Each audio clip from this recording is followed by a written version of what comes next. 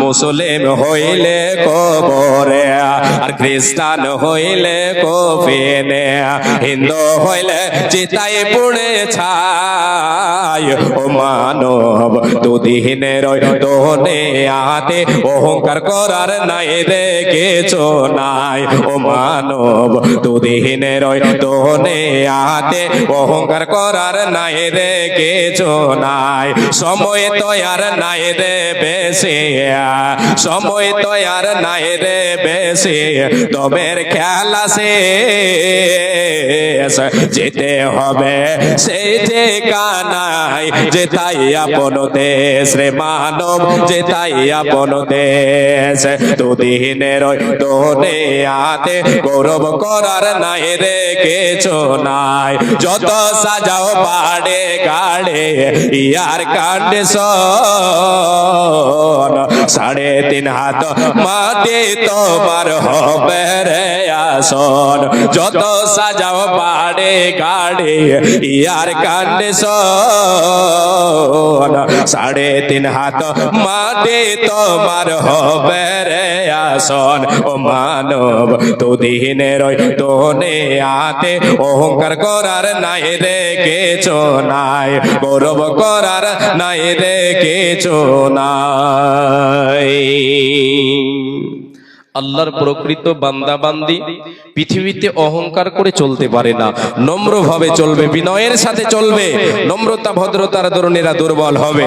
জি, রূপ আছে রূপের জায়গায়, ধন আছে ধনের জায়গায়, পদ আছে পদের জায়গায়, অহংকার থাকবে না। কার? যে আল্লাহর প্রকৃত বান্দা হবে, যে আল্লাহর প্রকৃত বান্দি হবে। একটু আগে শেখ বলছিলেন, নানা জান অহংকারের কথা বলছিলেন, একটু অহংকারের কথা বলেছেন উনি। যাদের ভিতরে অহংকার থাকবে এরা আল্লাহর প্রকৃত বান্দা বান্দি হতে পারে না, এরা জান্নাতও পাবে না। আর অহংকার কাকে বলে? আল্লাহর নবী সাল্লাল্লাহু আলাইহি ওয়াসাল্লাম বলেছেন, আল কিবরু বাতরুল হাক্কি ওয়া গামতুন নাস।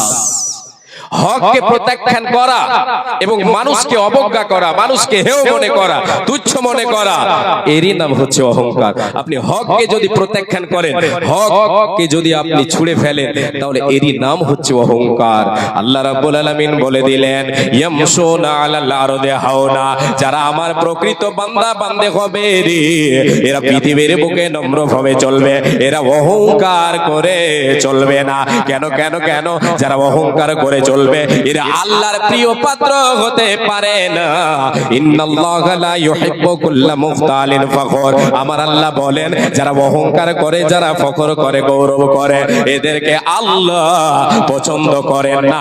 এরা আল্লাহর প্রিয় পাত্র হতে পারে না, পারে না। যারা রহমানের প্রকৃত বান্দা বান্দে হবে, যারা আল্লাহর প্রকৃত বান্দা বান্দে হবে, এদের চলার ভঙ্গিমা কেমন হবে এটা আল্লাহ বলে দিলেন। এরপরে রব্বুল আলামিন বলেন, বান্দারে এদের বলার ভঙ্গিমা শুনে নাও, এদের বলার ভঙ্গিমাটা কেমন হবে। এদের সঙ্গে এরা যখন, এদের সঙ্গে যখন, মূর্খদের সঙ্গে যখন এদের সাক্ষাৎ হবে, অজ্ঞতাপূর্ণ যারা কথা বলে, যারা অজ্ঞতা, যারা অশিক্ষিত মনের কথা বলে থাকে, যারা তাদের জুবানকে বেজুবান দিয়ে বেফাইস কথা বলে, যারা সদাই তর্কে বিতর্ক জড়িত থাকে, গালিগুলাজ করে, এদের সঙ্গে যখন এদের সাক্ষাৎ হবে, এরা তাদের সঙ্গে জড়িত হবে না। আমার প্রকৃত বান্দা, আমার প্রকৃত বান্দে তার পবিত্র জুবানকে পবিত্র করে রাখবে, তাদের সঙ্গে মিলে গিয়ে তাদের সঙ্গে জড়িত হয়ে যাবে না, তাদের সঙ্গে তর্ক করবে না, তাদের সঙ্গে গালিগুলাজ করবে না, ঝগড়া করবে না। এরা বরঞ্চ কি করবে? সালাম বলে সেখান থেকে ফিরে যাবে, তাদের সঙ্গে তর্ক করবে না, সেখান থেকে পাশ কেটে চলে যাবে। তাদেরকে দুটো ভালো কথা বলে দিয়ে সে নিজেকে বাঁচিয়ে নেবে, সেখানে তাদের সঙ্গে পবিত্র জুবানকে অপবিত্র করবে না। জুবান, চলা এবং বলা, চলা এবং বলা, এই দুটা আপনাদের সামনে তুলে ধরছি। দ্বিতীয় নম্বরটা হচ্ছে বলা। কেমন হবে? এদের জুবানকে এরা পবিত্র রাখবে, জুবান দিয়ে কখনো বেফাইস কথা বের করবে না, ঝগড়া বিবাদ করবে না, তর্ক বিতর্ক করবে না। যারা মূর্খের মতো জুবানকে ব্যবহার করে থাকে, সদাই ঝগড়া বিবাদ গালিগুলাজ করে। এদের সঙ্গে এদের সাক্ষাৎ হলে এদের কাছ থেকে পাশ কেটে চলে যাবে, তাদের সঙ্গে তারা তাদের জুবানকে মিলিয়ে দেবে না। বিশ্বনবী তাই বলেছেন, রে আমার উম্মত উম্মতিরা শুনে নাও, আমি নবীজি আবার সেই উম্মত উম্মতির জন্য আমি গ্যারান্টি নিলাম, যে উম্মতি যে আল্লাহর বান্দা বান্দি তার জুবানকে এবং লজ্জাস্থানকে এই দুটোর হেফাজত করতে পারবে, আমি নবীজি গ্যারান্টি দিলাম, আমি নবীজি তার জন্য জামিন হয়ে যাব, তাকে জান্নাতে নিয়ে যাব। নবীজি বলেন, মাইয়াজমান লি মা বাইনা লিহইহি ওয়া মা বাইনা রিজলাইহি আযমান লাহুল জান্নাহ। নবীজি বলেন, যে তার জুবানকে কন্ট্রোল করতে পারবে, জুবানকে পবিত্র রাখবে এবং লজ্জাস্থানকে পবিত্র রাখবে, এগুলোকে বৈধ পথে ব্যবহার করবে, অবৈধ পথে ব্যবহার করবে না, আমি নবীজি এটা গ্যারান্টি দিলাম, আমি তার জন্য জামিন হয়ে যাব, তাকে নিয়ে জান্নাতে যাব রে, সে আমার সঙ্গে জান্নাতে যাবে। এ ভাই আমার বোন, ভাই বাবা জান, আমি আপনি একটু ভেবে দেখে, আমি আপনি আপনার জুবানকে আমি আপনি কতটা কন্ট্রোলে রাখে, আমি আপনি কতটা কন্ট্রোলে রেখেছে, কতটা ছাড় ছেড়ে দিয়েছে, আমি কি আল্লাহর প্রকৃত বান্দা হতে পেরেছে, আমার ভেতরে কি এই গুণ আছে, আমি কি নিজের জুবানকে কন্ট্রোল করতে পেরেছে বা পারছে। এবার নিজে আমরা একটু যদি ভেবে দেখে, তাহলে বুঝতে পারবো আমার স্থান কোথায় হবে। একদিন তোমায় যাইতে হবে ওই হাসরে মাটির মেলা রে দয়াল, ওই হাসর হাটের মেলা, একদিন তোমায় যাইতে হবে, একদিন আমায় যাইতে হবে হাসর মাটির মেলা রে দয়াল, ওই হাসর হাটের মেলা। আসিলে তুমি সবার তরে, আসিলে তুমি সবার তরে, যাইতে হবে পরপারে, বেঁচে থেকে করো জোগাড়, সময় যে তোর বইয়া রে বন্ধুয়া, এ সময় গেল বইয়া, চাচি কোন করিয়া তুলার মতো সাজায়া, চাচি কোন করিয়া তুলার মতো সাজায়া, নিয়ে যাবে আমায়, নিয়ে যাবে তোমায়, চার বেগারা করিয়া রে বন্ধুয়া, এ কাঠের পালকি করিয়া, একদিন তোমায় যাইতে হবে, একদিন আমায় যাইতে হবে হাসর মাটির মেলা রে দয়াল, ওই হাসর হাটের মেলা। লিল্লাহি তাকবীর। রোজা করা মানুষ তো ওই লেগে আওয়াজ বাড়ায় না নাকি, এরা রোজা করেনি ওই লেগে আওয়াজ দিতে পারছে বেশি। রোজা করছে কয়টা? সবটি। আর মানে দিনে কয়টা? লিচ্ছাকার, দিনে লিচ্ছাকার একটা রোজা করছে, 10-12টা না করলে রোজা হলো? দিনে 10-12টা রোজা না করলে কি করলো? এ মাহে রমজান আসে বারবার। ওই যেটি দাঁড়িয়ে আছে একটু বসেন না গো, মোবাইল নিয়ে সব দাঁড়িয়ে আছে। একটা মোবাইল নিয়ে একটা কবিতা বলবো শেষে ইনশাআল্লাহ। জি, যে আপনাদেরকে একটু জিজ্ঞাসা করি, ছোট মুলবি আমি তো ওই জন্য জিজ্ঞাসা করছি, আলোচনা চালিয়ে যাবো এইভাবে না চেঞ্জ করে দেবো? আচ্ছা ঠিক আছে, মাশাআল্লাহ। তাহলে এই কবিতাটা একটু বললে, গজলটা। জি, মাহে রমজান আসে বারবার, তাগিদ শোনায় তাকওয়ার, এ মাহে রমজান আসে বারবার, তাগিদ শোনায় তাকওয়ার, তাগিদ শোনায় তাকওয়ার, ইবাদত করে যারা এ রমজানে পাবে তারা, ইবাদত করে যারা রমজানে পাবে তারা, আল্লাহ শেষ খুশি করোনা পার, এ মাহে রমজান আসে বারবার, তাগিদ শোনায় তাকওয়ার, তাগিদ শোনায় তাকওয়ার, সারা মাস ধরে রেখে ও রোজা, কমাতে পারে না যারা পাপের বোঝা, এ সারা মাস ধরে রেখে ও রোজা, কমাতে পারে না যারা পাপের বোঝা, তাদের মতো নিঃস্ব হতভাগা বুঝে তুমি কাউরে পাবে না তো আর। এ মাহে রমজান আসে বারবার, তাগিদে শোনায় তাকওয়ার, তাগিদে শোনায় তাকওয়ার। মারামারি ফাটাফাটি হানাহানি করে সারা মাস ধরে উপবাসে থাকি, এই রোজায় একেবারে আল্লাহর দরবারে, এই রোজায় একেবারে আল্লাহর দরবারে হবে না কবুল, ক্ষমা পাবে না তো আর। এ মাহে রমজান আসে বারবার, তাগিদ শোনায় তাকওয়ার, তাগিদ শোনায় তাকওয়ার। রমজান মাসে আমাদেরকে জুবান কন্ট্রোল করতে হবে। যারা আল্লাহর প্রকৃত বান্দা বান্দি হবে এরা এদের জুবানকে কন্ট্রোল করবে, এর হেফাজত করবে। এটা কার পরিচয়? আল্লাহর প্রকৃত বান্দা, আল্লাহর প্রকৃত বান্দির পরিচয়। এরপরে এবার আপনাদেরকে আমি নিয়ে যাই, আল্লাহ রাব্বুল আলামিন আগে বলেন, রে আমার বান্দা বান্দিরা তোমরা শুনে নাও, আমার প্রকৃত বান্দা কে রে? আমি রহমান। আমার প্রকৃত বান্দি কে রে? আমার যারা প্রকৃত বান্দা বান্দি হবে রে, এদের ভিতরে যে গুণ থাকবে সেই গুণগুলি তোমরা শুনে নাও। রব্বুল আলামিন বলেন, ওয়াল্লাযীনা ইয়াবিতুনা লিরাব্বিহিম সুজদাও ওয়া কিয়ামা। আমার আল্লাহ বলেন, যারা আমার প্রকৃত বান্দা বান্দে হবে এরা কি করবে? এরা রাতকে অতিবাহিত করবে সাজদা বনত এবং দণ্ডায়মান হয়ে।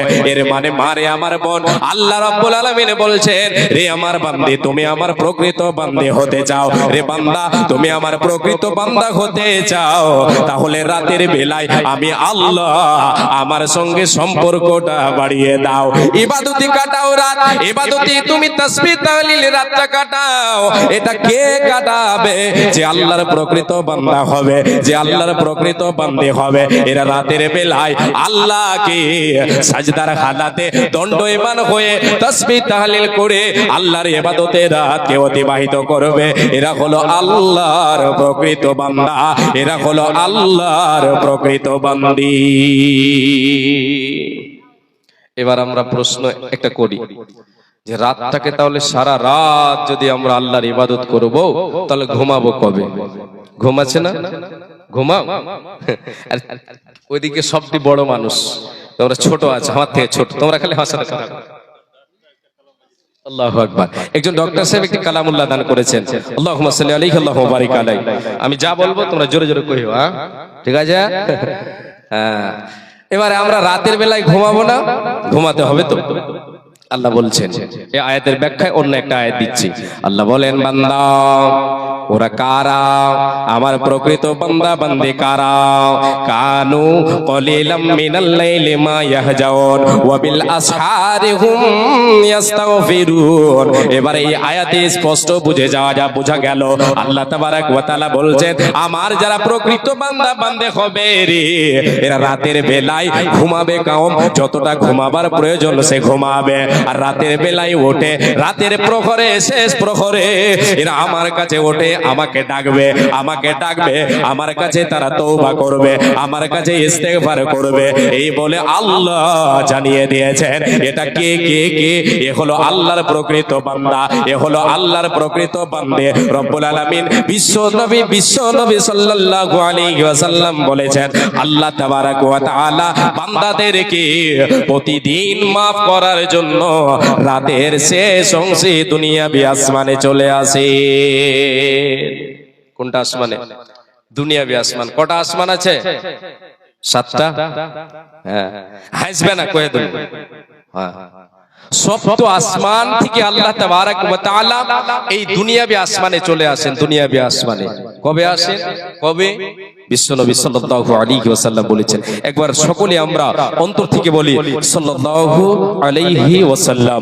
বিশ্বনবী বলেছেন, আবু মুসা আশআরী রাদিয়াল্লাহু তাআলা তিনি হচ্ছেন হাদিসের রাবী। আল্লাহর নবী বলেছেন, ইয়ানজিলু রাব্বুনা তাবারাকা ওয়া তাআলা কুল্লা লাইলাতিন ইলা সামাইদ দুনিয়া হিনা ইয়াবকা তুলুতুল লাইলিল আখির ইয়াকুলু মান ইয়াদউনি ফাস্তাজিব লাহু মান ইয়াসআলুনি ফাউতিয়াহু মাইয়াস্তাগফিরুনি ফাগফির লাহু। নবীজি বলেন, রে উম্মত উম্মতেরা শুনে নাও, আমাদের রব আল্লাহ তাআলা তিনি প্রতিদিন রাতের রাতটাকে 3 ভাগ করে শেষের ভাগে আমি আপনি ভাগ করব কিভাবে? মাগরিব থেকে শুরু করে ফজরের আজান পর্যন্ত এই সময়টাকে 3 ভাগ করে শেষ প্রহরী শেষ ভাগে আল্লাহ তাআলা সপ্তম আসমান থেকে এই দুনিয়াবি আসমানে এসে হাজির হয়ে যায়। এসে আল্লাহ তাবারক ওয়া তাআলা 3টা কথা বলেন। কটা কথা? 3। ডাক দিতে থাকেন। নাম্বার 1, মাইয়াদুনি ফাস্তাজিব লাহু। কে আছো বান্দা? আমি আল্লাহ তাআলা তোমার জন্য, তোমাদের জন্য, রে বান্দি কে আছো? আমি আল্লাহ তোমাদের জন্য এসেছি, তোমাদেরকে ডাক দিচ্ছে, এসো আমাকে ডাকো, আমি তোমার ডাকে সাড়া দেব। তুমি আমাকে রব্বানা বলে ডাক দাও, আমি আল্লাহ হাজির আছি বলে দেব। রে বান্দি, এ আমার বান্দা, আয় আয় আয় আয়, আমাকে ডাক, আমি তোর ডাকে সাড়া দেব। আয় রে বান্দি আয়, আমাকে ডাক, আমাকে আল্লাহ বলে তুই ঘোষণা ডাকে ডাক, আমি তোর ডাকে সাড়া দেব। নাম্বার 1। দ্বিতীয় নাম্বার, আল্লাহ তাআলা বলতে থাকেন, মাইয়াসালুনি ফাউতিয়াহু। কে আছো রে বান্দা বান্দে, এসো রে এসো, আর ঘুমের ঘরে থেকো না, এখন ঘুমাবার সময় নয়, ঘুমাবার টাইমটা তোমার কেটে গেছে, এখন আয় আয় আয়, আমার সঙ্গে সম্পর্ক রাখ, আয় এসে আমার ডাকে সাড়া দে, আমি ডাক দিচ্ছি, আয় আমি তোর ডাকে সাড়া দেব। আয় এসে জীবনে তোর প্রয়োজন কি, প্রয়োজনের কথাটা বল, আমি আল্লাহ তোর প্রয়োজন পূরণ করব। এসে আমার কাছে চেয়ে নে, আমি তোর চাওয়া পূরণ করব। তাই নবীজি অন্য হাদিসে বলেছেন, ইদা সালতা ফাসালিল্লাহ। রে উম্মত উম্মতিরা, যখন তোমার প্রয়োজন পড়বে, তোমার চাওয়ার প্রয়োজন পড়েছে, তুমি আল্লাহর কাছে দুটো হাত পাতিয়ে দাও, তোমার অভাবের কথা আল্লাহকে বলো, আল্লাহ তিনি তিনার ধন ভান্ডার থেকে তোমার চাওয়া পূরণ করবে, তার কোনো জিনিসে কমে যাবে না। বিশ্বনবী বলেন, তৃতীয় নম্বরে যে কথাটা আল্লাহ তাআলা বলেন, মাইয়াস্তাগফিরুনি ফাগফির লাহু। এ বান্দা আয় আয় আয়, কত গুনাহ করেছিস, পাপ করেছিস, পাপের সাগর নিয়ে তুই বসে আছিস, পাপের পাহাড় নিয়ে বসে আছিস, আমি আল্লাহ জানি রে তুই কতটা গুনাহ করেছিস, কতটা গোপনে করেছিস, কতটা নির্জনে করেছিস, কতটা প্রকাশ্যে করেছিস, তোর সকল পাপ আমি জানি। আয় আয় আয় আয়, তোর পাপ ক্ষমা করে দেওয়ার জন্য আমি তোর কাছে এসেছে, তোদের জন্য সপ্ত আসমান থেকে রে এই তোদের দুনিয়াবে আসমানে আমি আল্লাহ চলে এসেছে। আয় আয় আয়, এসে আমাকে ডাক, আমার কাছে ক্ষমা চেয়ে নে, আমি তোর জীবনের গুনাহকে ক্ষমা করে দেব। একবার আমরা জোরে বলে সুবহানাল্লাহ।